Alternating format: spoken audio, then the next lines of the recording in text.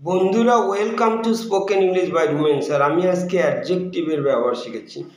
Adjective দেখো এরকম আমরা বলি, এমনি Mita is beautiful. Beautiful adjective, যে নাউনকে কোয়ালিফাই করে সেটাই অ্যাডজেক্টিভ।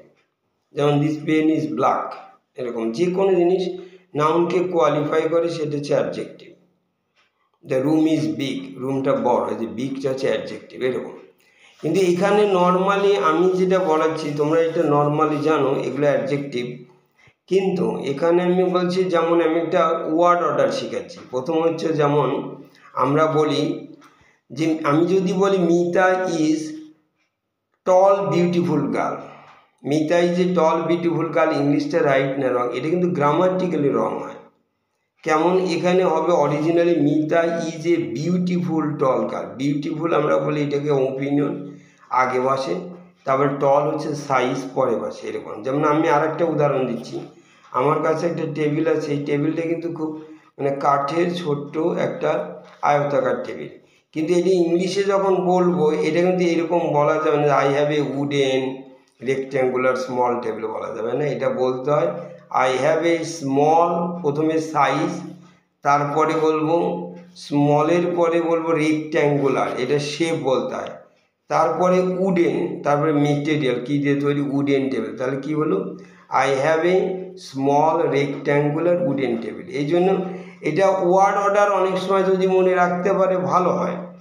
যেমন আমরা বলছি প্রথমে ওপিনিয়ন দিতে হয়, তারপরে সাইজ, সাইজটা কি, যেমন টল, তারপরে স্মল, বিগ, এরকম। তারপরে শেপ দিতে হয়, রাউন্ড, ওভাল, রেক্ট্যাঙ্গুলার, এটা। তারপরে এজ, নিউ, ওল্ড, এরকম আমরা এরকম পরপর দিই। তারপরে দিই কালার, তারপরে দিই আইএনজি অ্যাডজেক্টিভ, যেমন flying, I saw A flying bird, কেমন বল, ফ্লাইংটা কিন্তু ING adjective.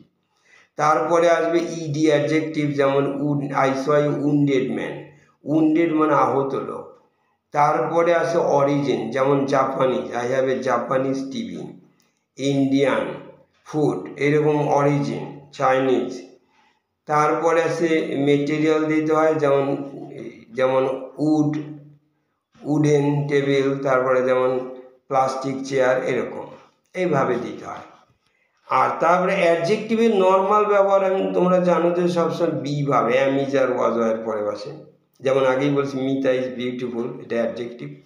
Ram is a good boy, ইজটা হচ্ছে বি ভার, গুড হচ্ছে অ্যাডজেক্টিভ। কিন্তু নর্মালি দেখো, এইবার দেখো 5টা ভার্ব দিচ্ছি আমি, এটা খুবই ইম্পর্টেন্ট, এটা থাকে সবসময় পরীক্ষায়। এটাকে আমরা বলি যেমন look, smell, taste, sound, feel. এই 5টা ভার্বকে আমরা বলি পঞ্চমেন্দ্রীয় ভার্ব। এটা সেন্স অর্গান থেকে আসে। যেমন সেন্স অর্গান কীরকম, যেমন আইজ, নোজ, টাং, তারপরে ইয়ার্স, তারপরে স্কিন, এগুলো সেন্স অর্গান। এইগুলোর জন্যই 5টা ভার্ব ব্যবহার হয়। কারণ আবার বলছি, এই 5টা ভার্বের পরে অ্যাডজেক্টিভ বসে, অ্যাডভার্ব বসে না। নর্মাল ভার্বের পরে কিন্তু অ্যাডভার্ব আছে। যেমন যেমন রাম ওয়াক, ওয়াক হচ্ছে ভার্ব, রাম ওয়াক স্লোলি হয়, স্লো হয় না। ওরকমভাবে এবার দেখো লুক, মিতা লুকস বিউটিফুল হবে। মিতা লুকস হলে বিউটিফুল, কিন্তু যেমন Mita is beautiful, Mita looks beautiful. কিন্তু মিতা সিং, সিং মানে গান গাওয়া, সিংস দিলে কিন্তু বিউটিফুলি দিতে হবে, অর্থাৎ অ্যাডভার্ব দিতে হবে। মিতা সিংস বিউটিফুলি, কিন্তু মিতা লুকস বিউটিফুল। আবার দেখো হানি টেস্ট সুইট হবে, সুইটলি হবে না। ওই রকম it smells, the food smells good হবে, ওয়েল হবে না। ওয়েল কিন্তু অ্যাডভার্ব, যেমন রাম প্লেজ ওয়েল, ভার্বকে কোয়ালিফাই করলে হচ্ছে ওয়েল হচ্ছে অ্যাডভার্ব। এবার আসো চলো দিকে, আমরা ডিগ্রি পড়াচ্ছি অ্যাডজেক্টিভের। 3 রকমের ডিগ্রি আছে, আমরা বলি পজিটিভ, কম্পারেটিভ, সুপারলেটিভ। কীরকম, টল, টলার, টলেস্ট, এরকম তোমরা শুনেছ। টলটা হচ্ছে পজিটিভ ডিগ্রি, কোনো তুলনা হবে না। কিন্তু রাম ইজ এ টল বয়, রাম কেমন, টল, এটা দেখো কোনো তুলনা হলো না। আর রাম ইজ টলার দ্যান শ্যাম, রাম হচ্ছে শ্যামের চেয়ে লম্বা। টলার হচ্ছে তুলনা হবে দুইজনের মধ্যে, কম্পারেটিভ ডিগ্রিকে বলে দুইজনের মধ্যে তুলনা হয়। আর পজিটিভ কোনো তুলনা। আর সুপারলেটিভ 2-এর বেশি, Ram is the tallest boy in the class, ক্লাসে ধরো 100 জন বালক আছে, তার মধ্যে রাম সবচেয়ে লম্বা, তাহলে Ram is the tallest boy in the class. ঠিক এইরকম এই ডিগ্রি পরিবর্তনের ক্ষেত্রে কিন্তু আমরা 6টা রুল ফলো করি। একটা তো রুল বললাম টল, টলার, টলেস্ট, এটা ইয়ার ইএসটি যোগ করতে হয়, ইয়ার যোগ করলে কম্পারেটিভ হয়, ইএসটি যোগ করলে এটা যেন সুপারলেটিভ। ওই রকম একই জিনিস, যেমন আবার ফাইন, ফাইনার, ফাইনেস্ট, শুধু আর দিতে হচ্ছে এসছি, ফাইন, ফাইন। ওই রকম ওয়াইজ মানে জ্ঞানী, ওয়াইজ, ওয়াইজার, ওয়াইজেস্ট। তারপরে 3 নাম্বার রুল দেখো, বিগ, বিগ, বিগার, বিগেস্ট হয়, কিন্তু বিগে দেখো বিআই, যে বিগ কিন্তু যখন বিগার হয় ডাবল জি হয়। এটা কেন? ওরা বলে শেষে একটা কনসোনেন্ট, তার আগে একটা ভাওয়েল থাকলে ওটা ডাবল হয়। বিগ, বিগার, বিগেস্ট হবে। ওই রকম হট, হটার, হটেস্ট, ডাবল টি হবে, হট, হটার, হটেস্ট। তারপরে রুল নাম্বার 4 দেখো, হ্যাপি, হ্যাপিয়ার, হ্যাপিয়েস্ট। এটা কি হচ্ছে? ওয়াই উঠে গিয়ে আই ইয়ার হচ্ছে, আর আই ইয়েস্ট হয়। Happy, happier, happiest, easy, easier, easiest হচ্ছে। তারপর রুল নাম্বার 5 দেখো, আমরা বলি beautiful, beautiful, more beautiful, most beautiful. এটা কি হয়? ওরা বলে উচ্চারণ যখন বিউটিফুল 3 বার বলতে হচ্ছে, এটা 3 সিলাবল। যেমন টল একবার উচ্চারণ, টল, টলার, টলেস্ট, এই জন্য হয়। কিন্তু বিউটিফুল দেখো 3 বার, বিউটিফুল, এই জন্য এটা মোর লাগাতে হবে, মোর বিউটিফুল, মোস্ট বিউটিফুল। তারপর যেমন এটা শুধু যদি ফুল হতো তাহলে ফুল, ফুলার, ফুলেস্ট হতো। কিন্তু আবার দেখো, লক্ষ্য করো, পাওয়ারফুল 2 বার বলতে হতো, more powerful, most powerful. Intelligent শব্দটা দেখো 4 বার উচ্চারণ করতে হচ্ছে, ইন্টেলিজেন্ট, এই জন্য more intelligent. Ram is more intelligent than Shyam, শ্যামের চেয়ে বেশি বুদ্ধিমান, ইন্টেলিজেন্ট, বুদ্ধিমান। এইবার চলো রুল নাম্বার 6, যেটা এটা হচ্ছে ইম্পর্টেন্ট, এই জন্য এটা ইরেগুলার আমরা বলি কম্পারেটিভ, মানে যেটা কোনো নিয়ম মানে না, ডাজ নট ফলো এনি। এটা মুখস্থ রাখতে হয় সাধারণত। কীরকম? যেমন good, good, better, best. Good কিন্তু নিয়ম মানলো না, গুড যদি নিয়ম মানতো তাহলে গুড, গুড আর গুডেস্ট হয়ে যেত, কিন্তু হবে না, নিয়ম মানে না। থেকে মনে রাখতে হবে গুড বা ওয়েল, গুড, বেটার, বেস্ট হয়। তারপরে ব্যাড হচ্ছে আবার ওয়ার্স, ওয়ার্স্ট হয়। যেমন হয়তো then this is worse than that, এটা ওইটার চেয়ে আরও খারাপ। বেটার ভালো, লিটিল থাকলে লেস হয়, লিস্ট হয়। তারপরে দেখো মাস বা মেনি থাকলে তখন সেটা মোর হয়। I have many books, I have more books than Ram, রামের চেয়ে বেশি, মোর, মোস্ট হবে। মেনি বা মাস থাকলে মোর, মোস্ট হয়। তারপর দেখো নর্মালি আমরা একটা জিনিস বলি, আমরা বলি Ram is taller than Shyam, এখানে দেন। আর একটা দেখো, Ram is taller than me, Ram আমার চেয়ে লম্বা, কিন্তু Ram is taller than I am. দেখো এইটা আগেকার যুগের ইংলিশ বলছে, আগেকার যুগে কিন্তু Ram is taller than I বসাতো, এটা সাবজেক্টিভ বসাতো। এখনকার যুগে মডার্ন ইংলিশে বলছে না, Ram is taller than me বসানো যায়, মি, অর আই দিলে আই এম দিতে, Ram is taller than I M. Ram is taller than যেমন শ্যাম, বা Ram is taller than Shyam is, এরকম আই এম বলতে হচ্ছে মডার্ন ইংলিশে। এইবার লক্ষ্য করো না, সাধারণত আমরা তুলনা করলে কিন্তু দেন বসাচ্ছি, কিন্তু দেখো অদ্ভুত 5টা এখানে ওয়ার্ড আছে যাদের পরে দেন বসানো যায় না।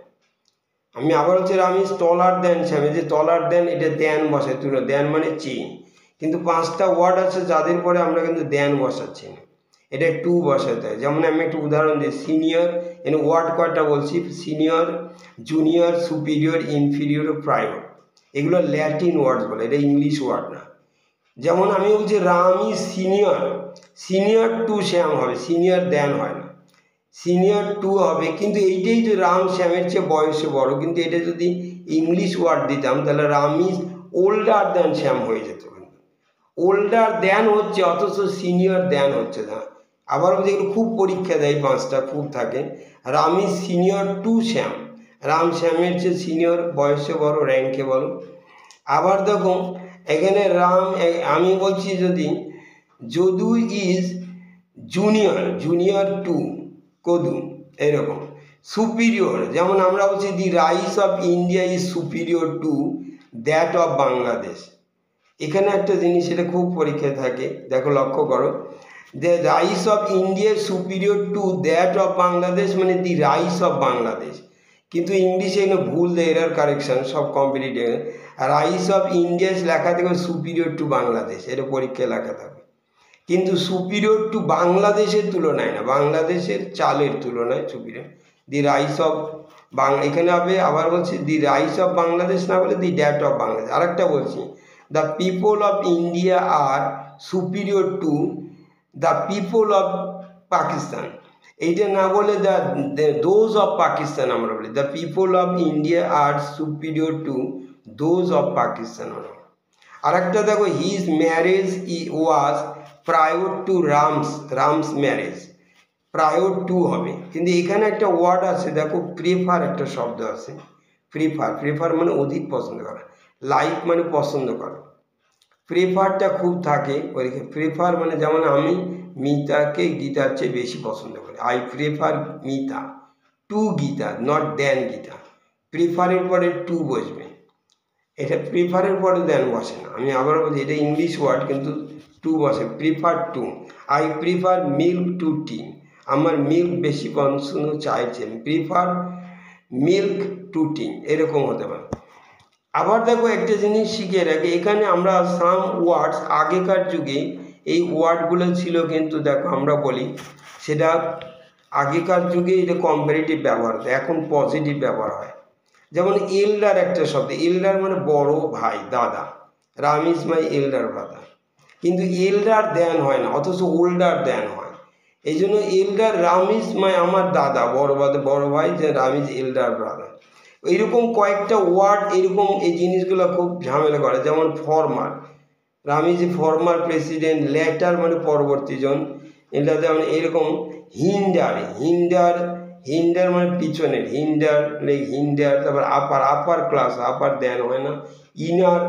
ইনার সাইজ বা আউটার, তারপরে আটার মানে চলো, ইন্টিরিয়র ডেকোরেশন, এক্সটেরিয়র ডেকোরেশন, এগুলো দেন হবে না, কম্পেয়ার হয় না, মেজর। যেমন example, the inner meaning of this letter is not clear, inner meaning অন্তর্নিহিত অর্থ পরিষ্কার না। The both the tiger and the leopard are cats. The tiger মানে the former animal is much larger than the latter, পরবর্তীজন। Thank you.